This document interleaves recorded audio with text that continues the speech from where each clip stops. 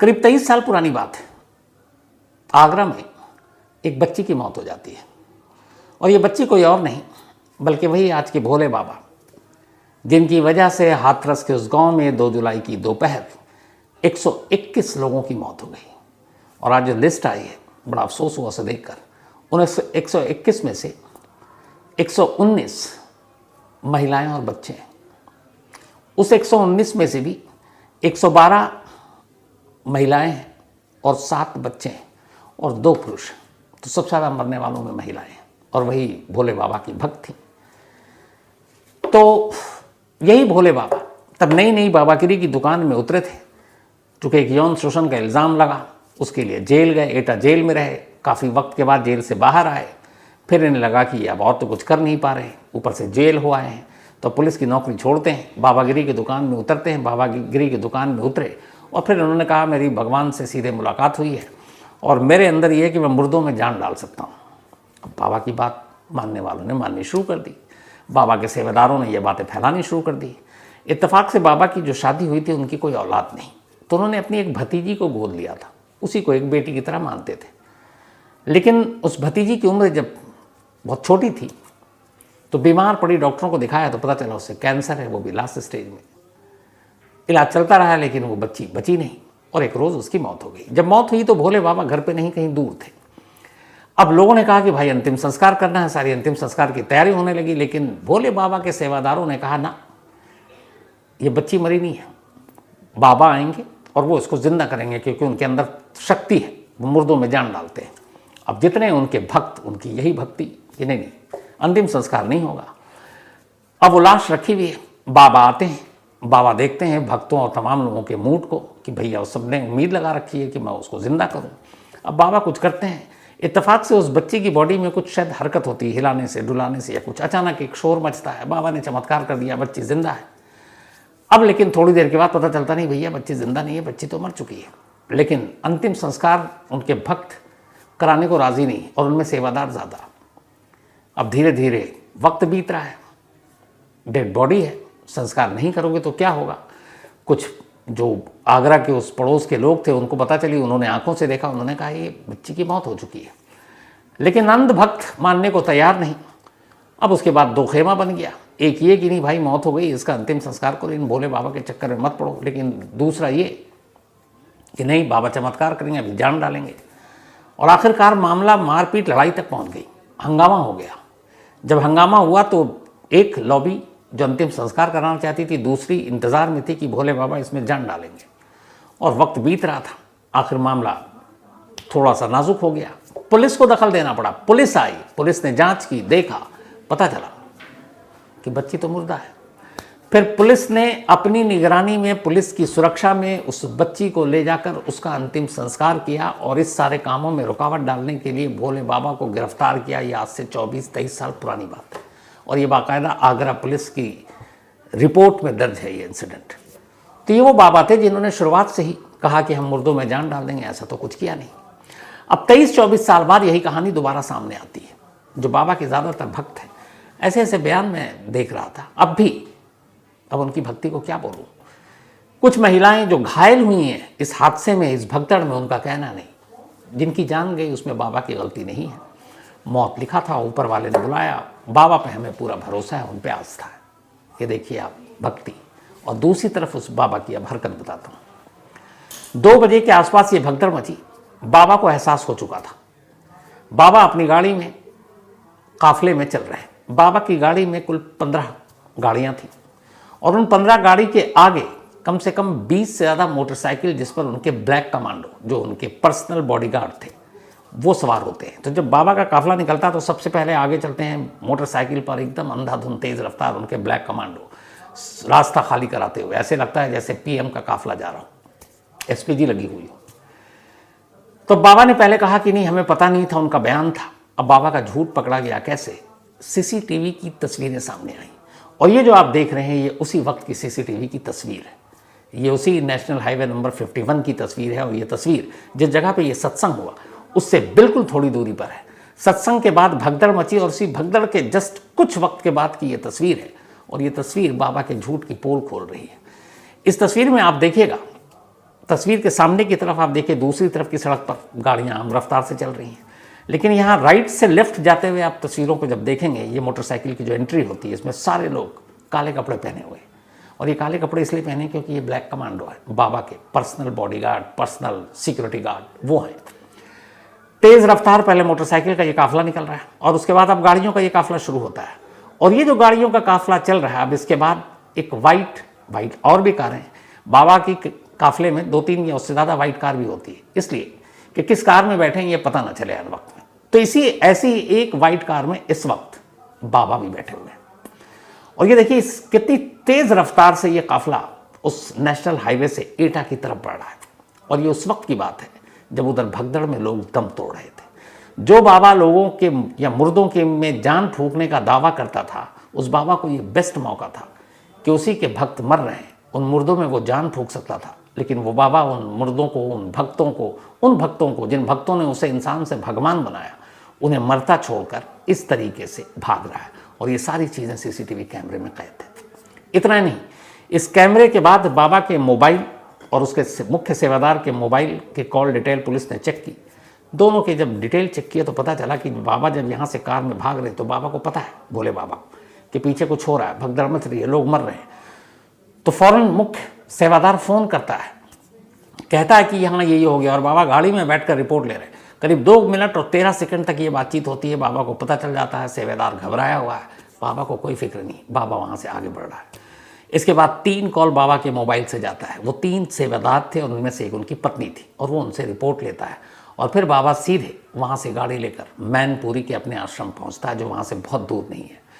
मैनपुरी के आश्रम जाने के बाद बाबा आखिरी बार उस दिन 4:35 पर शाम को उसके फ़ोन से बातचीत होती है, और 4:35 पर यह बातचीत जैसे ख़त्म होती है, बाबा का मोबाइल स्विच ऑफ।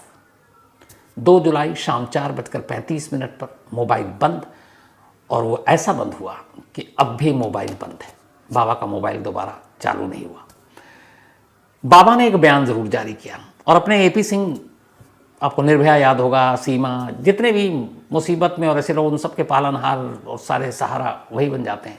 तो AP सिंह को बाबा ने, अब भोले बाबा ने अपना वकील बना लिया है, और बाबा ने बाकायदा एक बयान जारी कर इसकी जानकारी दी। और इस बयान में कहते हैं कि कुछ असामाजिक तत्वों की वजह से जो भगदड़ मची है उसके खिलाफ कार्रवाई की जाए।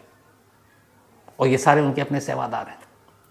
बट कमाल देखिए कि बाबा गायब, बाबा के पीछे में पुलिस FIR दर्ज करती है, FIR में कहीं बाबा का नाम नहीं। और अब 2 दिन के बाद हादसे के अलीगढ़ रेंज के ADG एक प्रेस कॉन्फ्रेंस करते हैं। उस प्रेस कॉन्फ्रेंस में वो लगभग 10 मिनट तक पूरी कहानी सुनाते हैं, बताते हैं कि हमने उनके मुख्य सेवादार के खिलाफ 1 लाख रुपए का इनाम ऐलान कर दिया है, और जो भी उसकी खबर देगा हम उसको 1 लाख देंगे। बाकी सेवादारों को पकड़ रहे हैं, दोषियों को बख्शा नहीं जाएगा, कड़ी कार्रवाई करेंगे, पूरी बात बोल ली। पर क्या मजाल, जो पूरी प्रेस कॉन्फ्रेंस में एक बार भी भोले बाबा का नाम अपनी ज़ुबान पर ले आए। वो तो जब उन्होंने अपना बोलना ख़त्म किया और कुर्सी से उठकर जाने लगे, तो कुछ रिपोर्टर जिनके जहन में आया कि यार बाबा के बारे में भी तो कुछ बोलो, तब पूछा कि भोले बाबा की भी तो बताओ।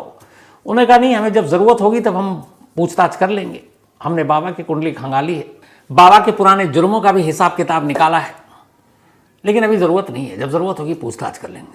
अब आप कमाल देखिए, एक सत्संग में 121 लोगों की मौत होती है।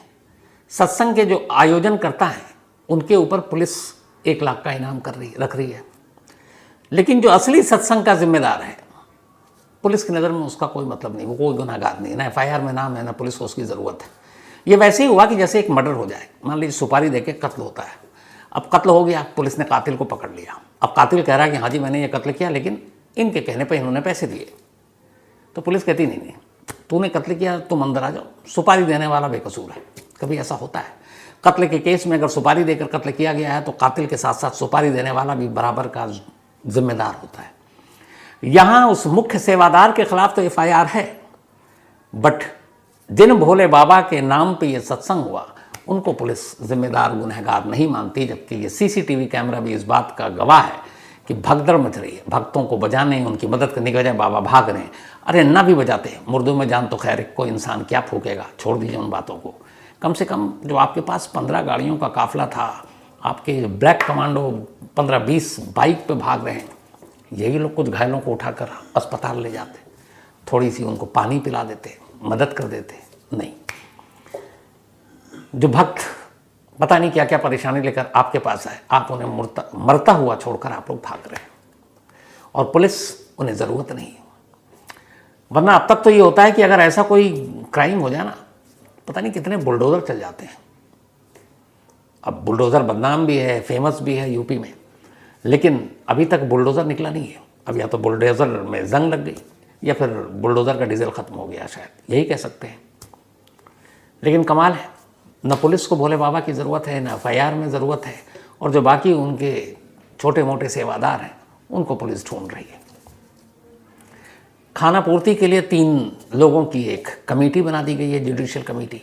2 महीना उनको दे दिया कि भैया रिपोर्ट दे दो अपनी, गुनहगार कौन। अब यहाँ पे एक सवाल है, और आप लोगों से भी है, कि ऐसे कई हादसे अपने देश में हुए, ऐसे कई जुर्म अपने देश में हुए, जो ऐसी ऐसी कमेटियाँ इससे पहले भी बनी हैं, दर्जनों सैकड़ों।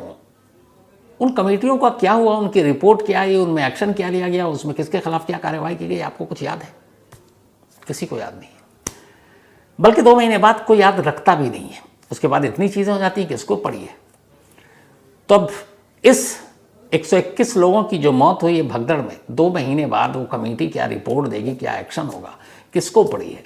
कोई पूछेगा भी नहीं, रिपोर्ट पता नहीं सामने आएगी भी कि नहीं आएगी। तो ये सब खानापूर्ति है, तो होना देना कुछ है नहीं, भूल जाएंगे। हमारे यहाँ वैसे भी हमारे देश में जान बड़ी सस्ती चीज़ है।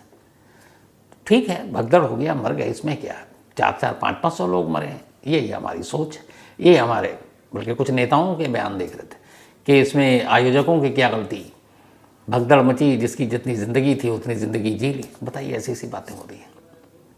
लेकिन सबसे ज़्यादा अफसोस होता है उन आम लोगों को जो परेशान हैं, लेकिन फिर गुस्सा भी आता उन पर कि ऐसी भी क्या भक्ति है।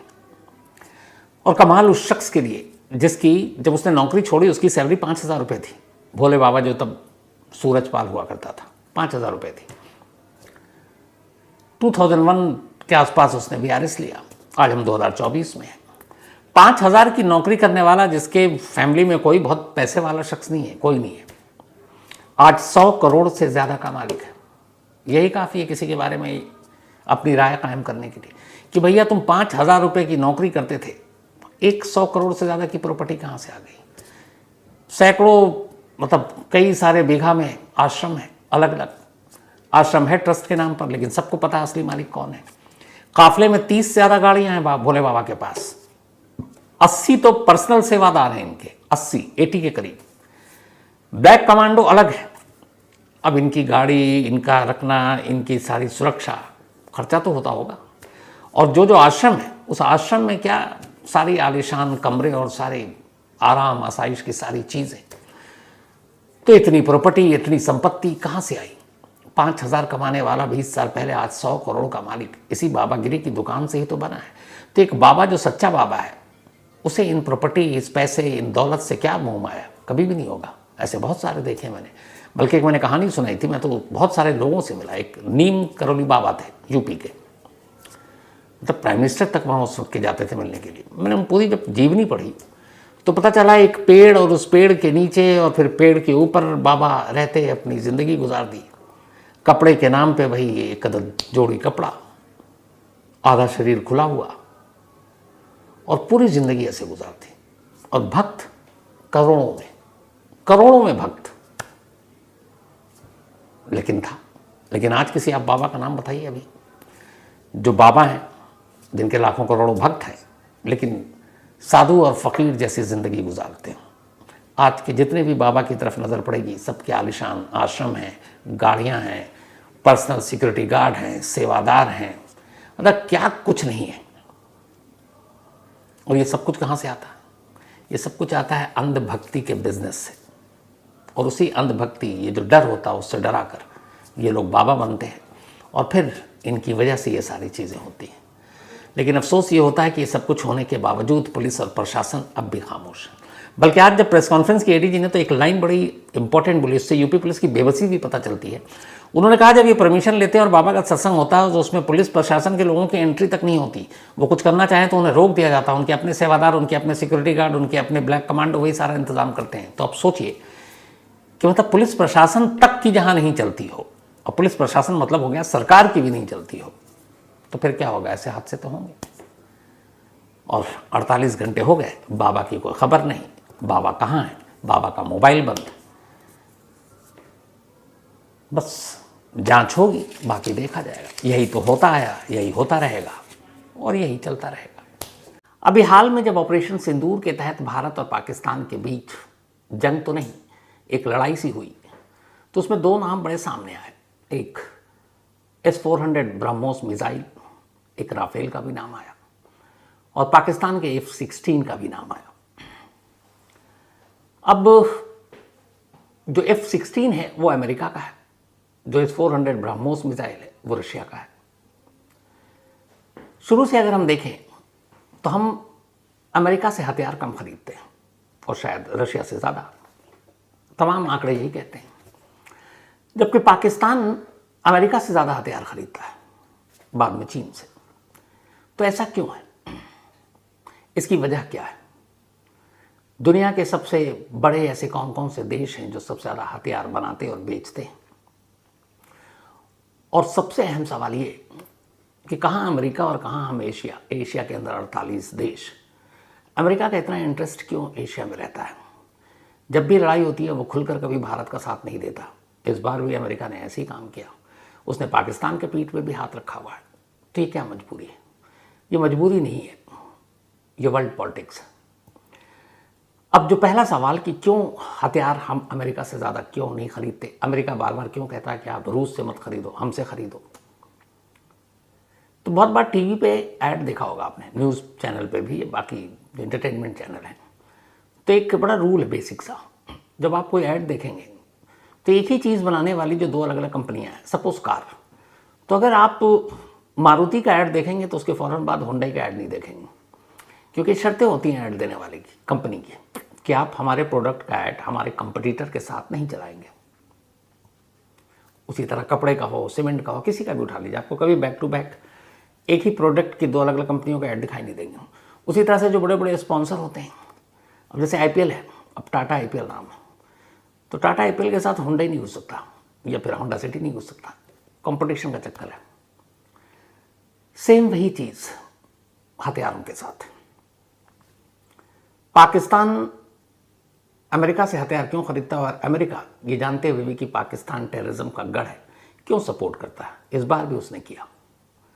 तो इस पूरी पॉलिटिक्स, एशिया की पॉलिटिक्स, वर्ल्ड पॉलिटिक्स और हथियारों की पॉलिटिक्स, सारी कहानी आपके सामने है। शुरुआत हथियार से। एक रिपोर्ट है, ये रिपोर्ट है Stockholm international peace research institute, बहुत ही भरोसेमंद, इसको शॉर्ट में सिप्री कहते हैं। इस सिप्री की रिपोर्ट के हिसाब से पूरी दुनिया में 2024 में, बहुत सारे देश जंग नहीं लड़े लेकिन रिहर्सल तो करते ही रहते हैं, तो पूरे वर्ल्ड वाइड जो सैनिक और साजो सामान हथियार पे जो खर्च आया है, $2.443 ट्रिलियन। पता नहीं ये रकम कहाँ जाएगी, मुझे मालूम नहीं। दुनिया के 5 टॉप के जो देश हैं जो पूरी दुनिया में सबसे ज़्यादा हथियार बेचते हैं, उनमें पहले नंबर पर है अमेरिका। अब इससे आप अंदाज़ा लगाइएगा। तो पहले नंबर पर अमेरिका, दूसरे नंबर पर फ्रांस, वही फ्रांस जिससे हमने राफेल का सौदा किया, एक राफेल 2000 करोड़ से ज़्यादा का है। तीसरे नंबर पर है रूस, जिससे हमने S-400 ब्रह्मोस मिसाइल खरीदा।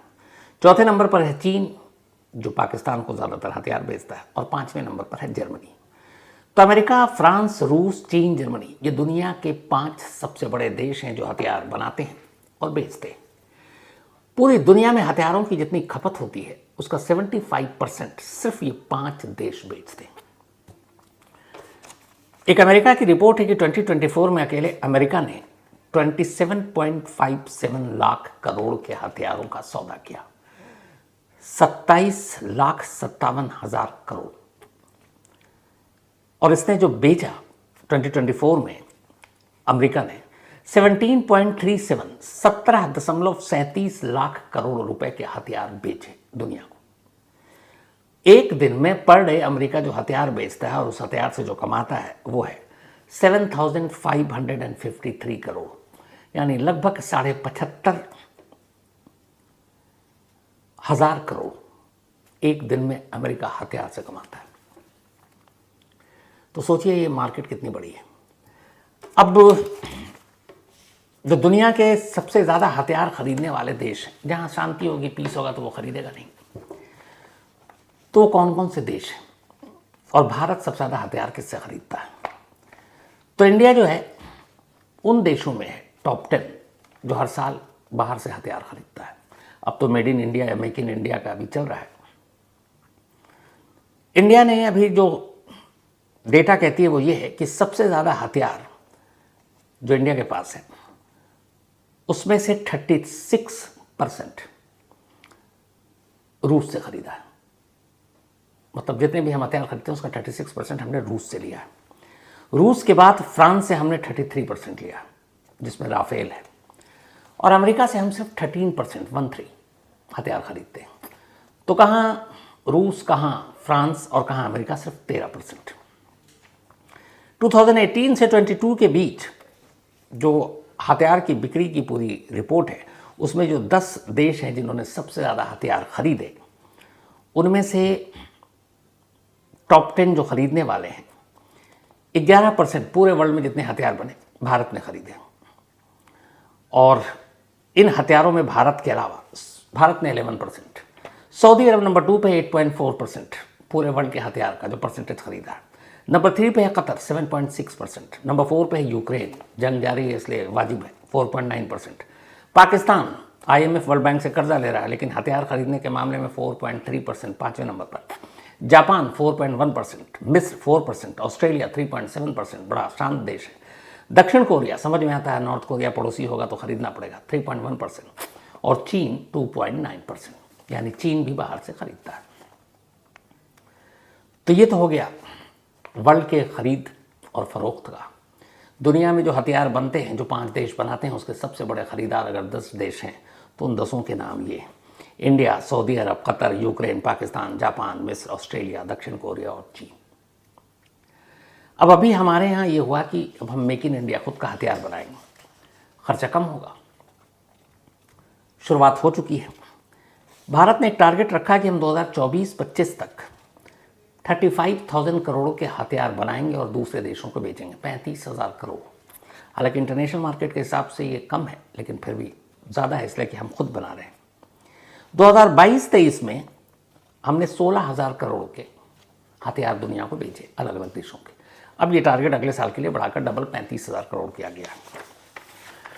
अब हमने जो चीज़ बनाई या बेचे वो क्या सामान है, कौन से हथियार है?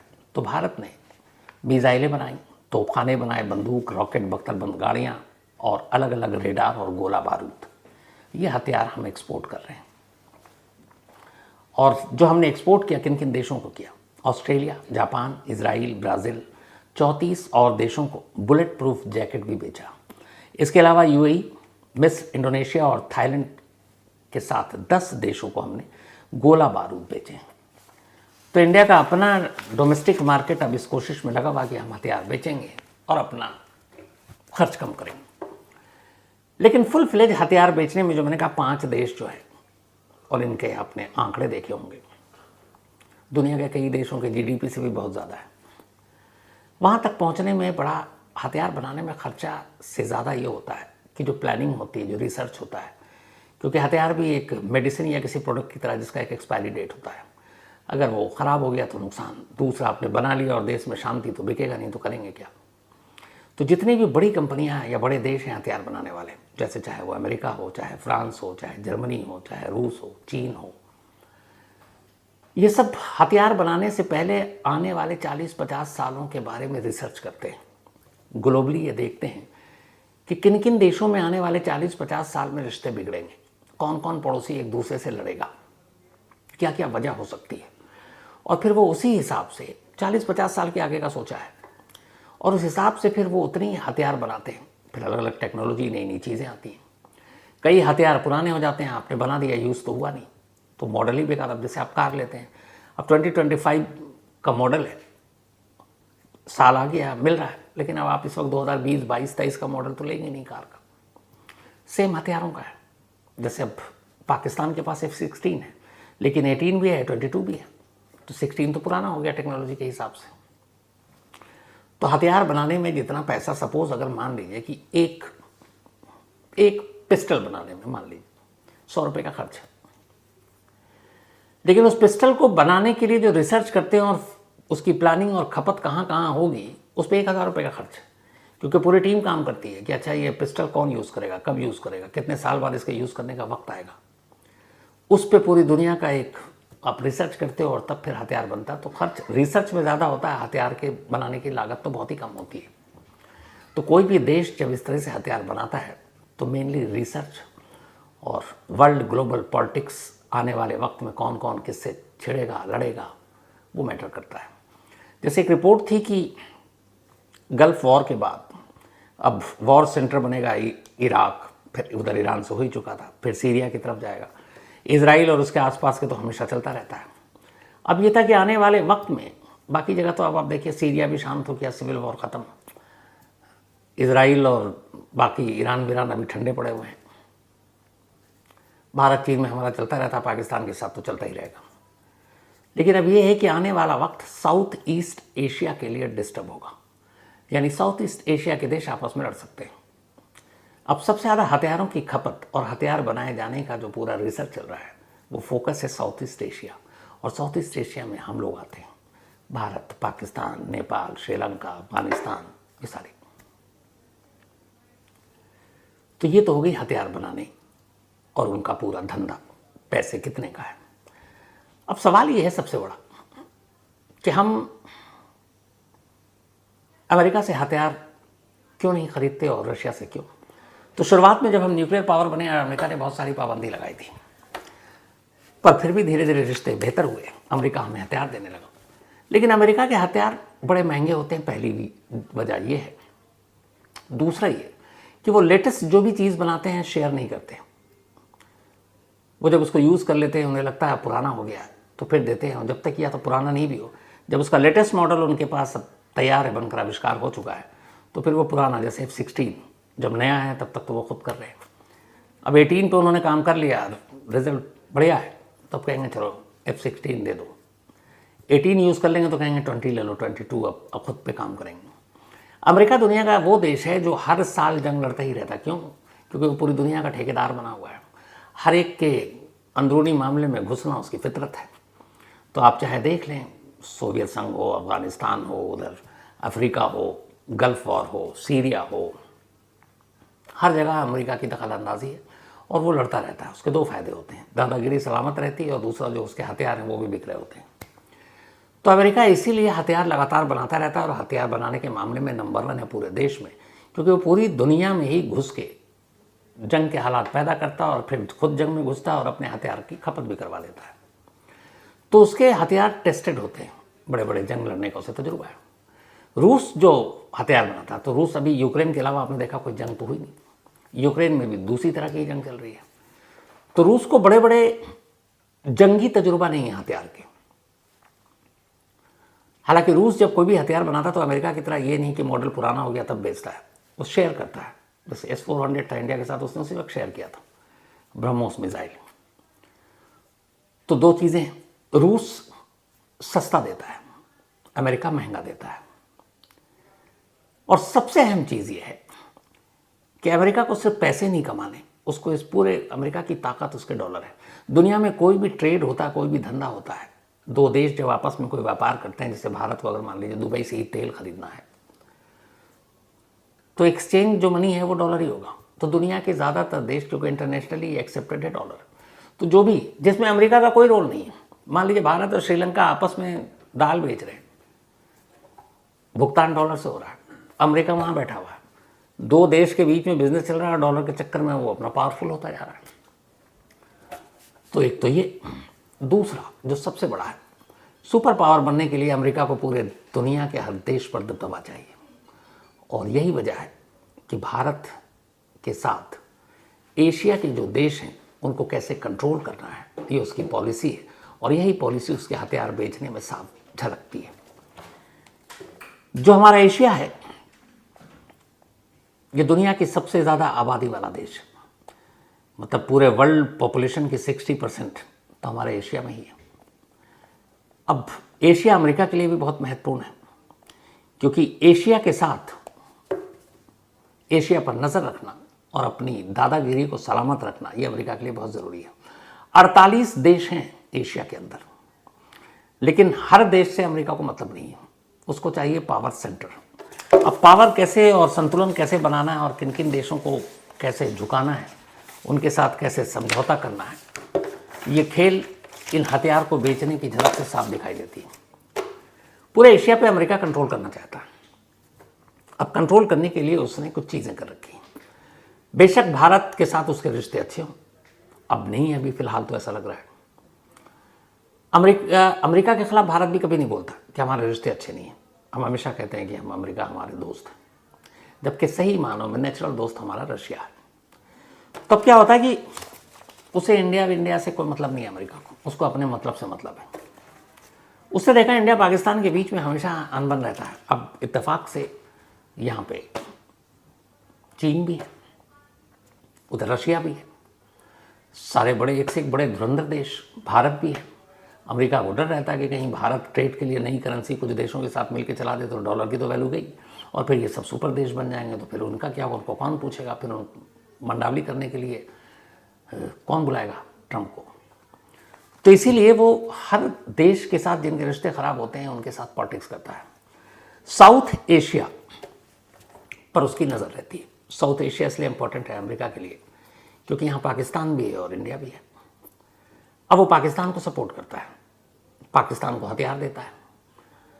अब पाकिस्तान को F-16 दिया, अब इंडिया कहे कि यार हमें भी दे दो, तो अब F-16 इंडिया को तो बेच नहीं सकता, दोनों F-16 क्या करेंगे, किसी का तो सुपीरियर हो। तो इंडिया कहेगा नहीं हमें F-18 दे दो, वो कहेगा ले लो भाई, तो पाकिस्तान पीछे तो रहेगा नहीं, कहेगा आपने F-18 दिया हमें और लेटेस्ट दो, कहेगा अच्छा तुम 22 ले लो। तो ये होड़ मचाता रहता और फ़ायदा किसका हो रहा है, नया नया माल बेचकर अमेरिका का। तो पाकिस्तान के हमेशा सपोर्ट में, चाहे टेररिज्म के ऊपर कितने वो बोले अमेरिका, उसकी डबल पॉलिसी ये रही है, वो पाकिस्तान को सपोर्ट करता है, पाकिस्तान को हथियार बेचता है। क्यों? पाकिस्तान सूट करता है उसको साउथ ईस्ट एशिया पर कंट्रोल करने के लिए, जिसमें इंडिया नहीं बाकी के भी जितने देश हैं वहाँ से वो कंट्रोल करेगा। तो साउथ एशिया को कंट्रोल करने के लिए वो पाकिस्तान के साथ सब कुछ करता है। अब वेस्ट एशिया को कंट्रोल करना है। पूरा एशिया जो मैंने बताया 60% पॉपुलेशन वर्ल्ड की यही, क्योंकि दो ही देश मिलाकर इतनी आबादी बढ़ा देते हैं, चीन और भारत। तो साउथ एशिया पाकिस्तान को उसने पकड़ के अपना पिट्ठू बना रखा, वहाँ से कंट्रोल करता है। ईस्ट एशिया की तरफ से, बल्कि वेस्ट एशिया की तरफ से उसने इजराइल को पकड़ रखा है और इजराइल से कह रखा है कि तुम इधर से नज़र रखो, हम तुम्हारे पीठ के पीछे खड़े हैं, तो वहाँ से कुछ भी होगा तो इजराइल देख लेगा। अब जो तीसरा हिस्सा बचता है एशिया का, उधर से उसने जापान को खड़ा रखा है। जापान के पड़ोस में साउथ कोरिया भी है, नॉर्थ कोरिया भी है। अब जापान वो देश है जो आपको पता है कि 45 हिरोशिमा नागासाकी के बाद अमेरिका ने एक तरह से बर्बाद कर दिया। उसके बाद जापान ने एक समझौता किया, झुककर मजबूरी हुई अमेरिका से। अमेरिका ने कहा कि आज के बाद तुम कभी अपना सेना नहीं बनाओगे, सेना नहीं रखोगे, तुम्हारी सुरक्षा की गारंटी मेरी है। उस शर्त से जापान बेचारा बंधा हुआ है, वहाँ के सेनाओं का ठेकेदार अमेरिका बना हुआ है। तो अब जापान तो मुंह खोलेगा नहीं अमेरिका के खिलाफ। बचा साउथ कोरिया। साउथ कोरिया को भी अमेरिका ने कंट्रोल में कर रखा है। जैसे इंडिया और पाकिस्तान के साथ वो करता है, वैसे ही साउथ और नॉर्थ के साथ करता है। साउथ कोरिया कुछ खुल के बोलेगा तो वो नॉर्थ कोरिया को बेलगाम कर देगा, कहेगा उनके पास रॉकेट है, न्यूक्लियर बॉम्ब है, तुम्हारी ऐसी की तैसी। तो वहाँ से वो जापान के थ्रू करता है। बीच में यूक्रेन और रशिया का जब हुआ तो उसने यूक्रेन के, चूँकि नाटो देश वाला इशू उठ रहा था, तो उसका ये भी था कि यूक्रेन के ज़रिए भी एशिया के ऊपर थोड़ा सा कंट्रोल बनाया जाए। लेकिन वहाँ गलती से पुतिन साहब आ गए और लड़ाई भी आमने सामने की पुतिन से थी, तो अमेरिका की बात बनी नहीं। लेकिन अमेरिका की कोशिश यही है, एशिया में शांति कभी अमेरिका नहीं चाहेगा। अमेरिका चाहेगा कि इंडिया पाकिस्तान के रिश्ते ऐसे ही हों, इंडिया चीन के रिश्ते ऐसे ही ख़राब हों। हाँ, इंडिया रूस के बीच में जो रिश्ते हैं वो थोड़ा सा ख़राब हो जाए तो बेहतर है। भारत की भी मजबूरी ये है कि हम खुल के नहीं कहते कि हम अमेरिका के साथ नहीं हैं, क्योंकि हमारे बहुत सारे ट्रेड हैं, बहुत सारी चीज़ें हैं, तो हम कहते नहीं। लेकिन हाँ, रूस के साथ हमारी दोस्ती जग जाहिर है, ओपनली है। तो इसीलिए कई बार अमेरिका धमकाता है कि आप रूस से क्यों हथियार खरीद रहे हो, हमसे खरीदो।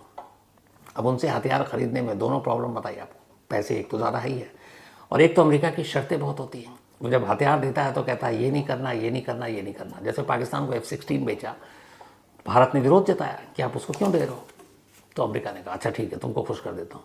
उसने पाकिस्तान से कहा तुम F-16 सिर्फ टेररिज्म के खिलाफ इस्तेमाल करोगे, अगर तुम पे कोई आतंकवादी हमला हो या आतंकवादियों को कैंप उड़ाना हो। भारत के खिलाफ तुम इस्तेमाल नहीं करोगे, अगर भारत के खिलाफ इस्तेमाल करोगे तो सारे F-16 के लाइसेंस फैसेंस उसके कल पुर्जे सब बंद कर दूंगा। तो अमेरिका को भी उसने, पाकिस्तान को भी खुश कर दिया।